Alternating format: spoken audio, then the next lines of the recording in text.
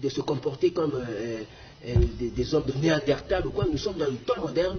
Il faut que nous puissions respecter les normes urbanistiques de construction de nos cités. Franchement. Voilà. Alors. Je vois que tu as les nerfs tendus. Non, mais ça ne va pas.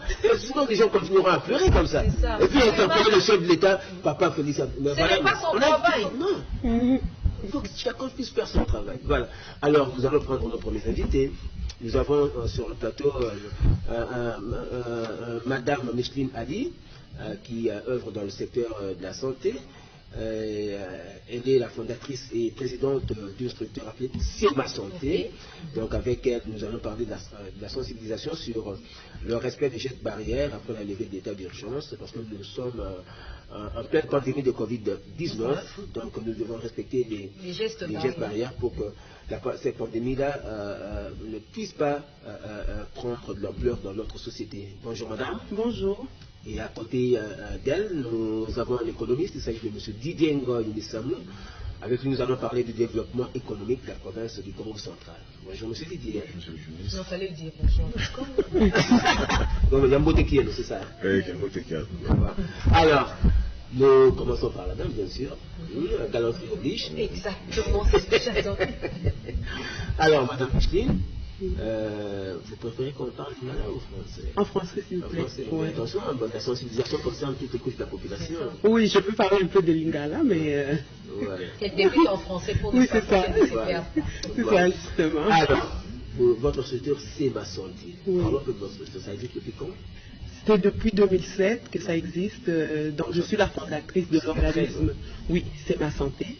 C'est ma santé est un organisme à but non lucratif pour faire la promotion outiller les gens, faire la promotion de la santé au fait. Donc nous informons, nous sensibilisons, nous formons, nous outillons les gens pour qu'ils puissent adopter des comportements favorisant leur bien-être mental, physique et social. Alors, c'est très bien. Alors, maintenant, parce que là, c'est l'affaire de tout le monde aujourd'hui. Hein. Oui. Nous seuls, nous devons mettre la main dans la pâte pour qu'enfin la population soit conscientisée. Parce que nous avons constaté que bon nombre de nos compatriotes refusent de croire que cette pandémie est réelle. Alors, vous allez sensibiliser. Nous avons même donné des conseils ici sur le plateau pour que cette sensibilisation soit de proximité. C'est-à-dire qu'il faut aller vers la population et tout ça. Et je sais que vous y pensez. Oui. Mais est-ce que vous en avez les moyens? Justement, c'est la raison de ma présence ici à la chaîne, la RTNC, où je peux atteindre un grand nombre de personnes, où peut-être de prime abord, je peux dire, nous avons la main tendue vers des partenaires potentiels, oui, vers des donateurs, pourquoi pas, pour que nous puissions organiser des activités sur terrain. Nous ciblons plus les jeunes et les femmes. Pourquoi? Parce qu'il y a quand même beaucoup de gens il y a vraiment un taux d'analphabétisme élevé ici dans notre pays. Alors les gens sont la proie de fausses nouvelles, de rumeurs.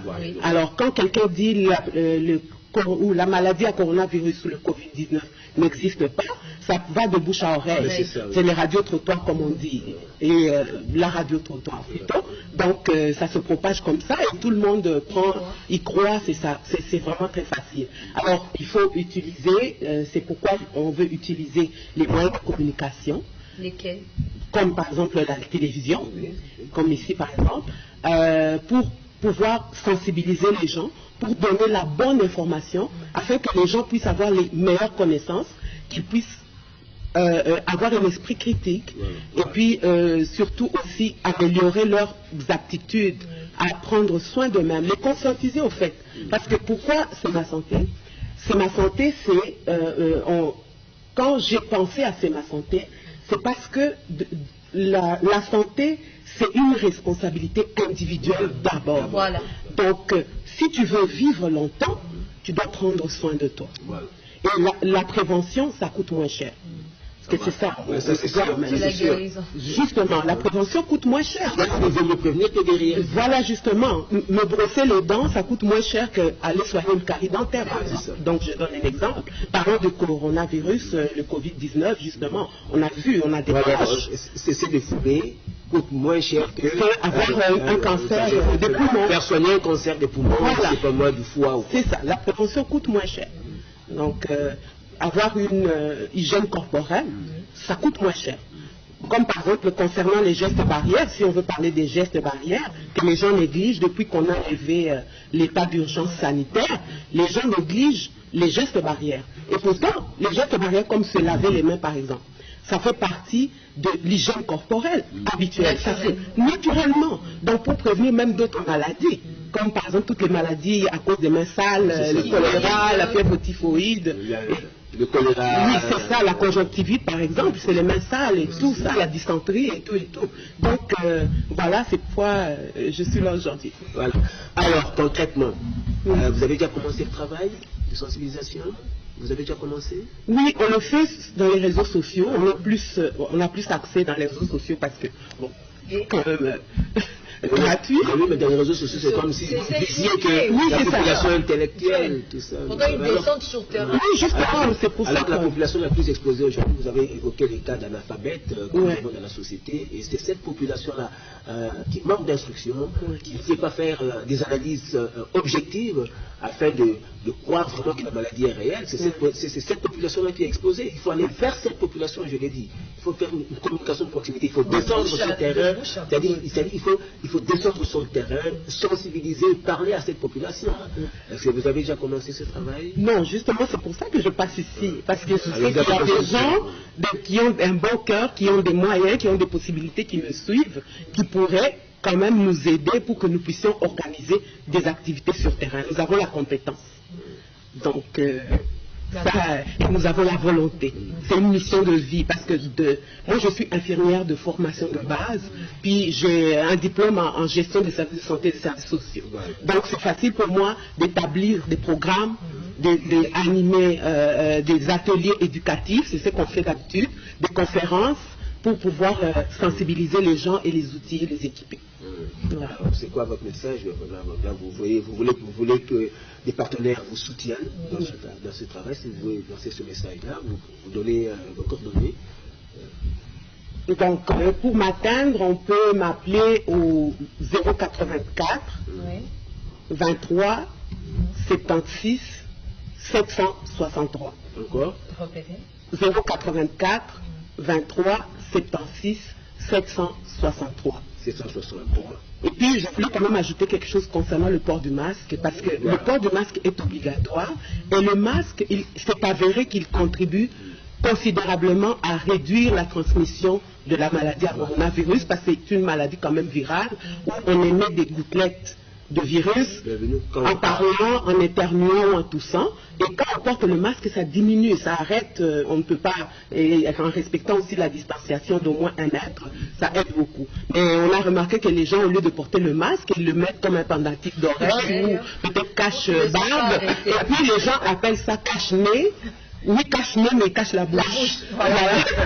Donc, il faut vraiment marteler sur ça, conscientiser les gens, que les gens puissent s'engager pour la protection individuelle et collective. Vous avez l'adresse physique? C'est au numéro 33, Flambeau. Avenue du Flambeau. Oui, à Gombe. Dans la commune de la Gombe. Oui, c'est ça. Ok, voilà. Alors, un petit message parce qu'on doit dire également que l'OMS, l'Organisation mondiale de la santé, a reconnu l'existence du virus dans l'air libre. Parce qu'auparavant, on doutait tout ça, mais on vient, alors c'est pour ça que le masque, le port de masque, ça doit être très important. Ça doit s'avérer obligatoire. Ouais. Mais le lavage des mains est vraiment une mesure barrière, un geste barrière clé. Pourquoi? Parce que même si le virus il reste en suspension dans l'air, il reste pendant 3 heures. Puis il descend sur les surfaces. Voilà pourquoi il faut désinfecter les surfaces. Par exemple les poignées de porte, les meubles et tout ça, les désinfecter, le savon. le savon tue le virus. Voilà pourquoi il faut se laver les mains avec l'eau et le savon. Oui, le gel c'est bien, oui c'est vrai, le gel, mais je trouve que c'est beaucoup mieux l'eau et le savon. Le gel c'est quand on n'a pas accès à l'eau. Parce que le savon, on est au moins sûr et certain. Et puis les autres désinfectants aussi de maison, ça tue le virus. Et puis le masque aussi en tissu, il ne faut pas le remettre. Il faut le laver, le nettoyer au savon, à l'eau et au savon, le sécher et avant de le remettre. Voilà. Un petit message on est là pour nous dire au revoir.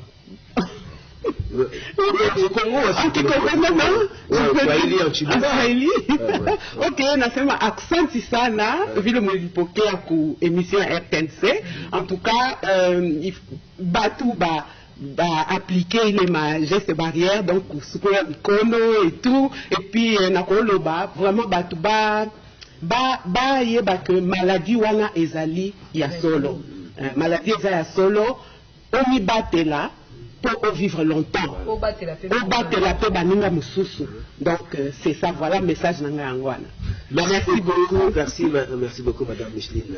Merci d'être venue. Merci surtout de penser à vos compatriotes. Parce que nous devons nous protéger pour protéger également les autres. Donc, nous devons nous soucier des autres parce que ça concerne notre société, cette pandémie de Covid-19. Merci.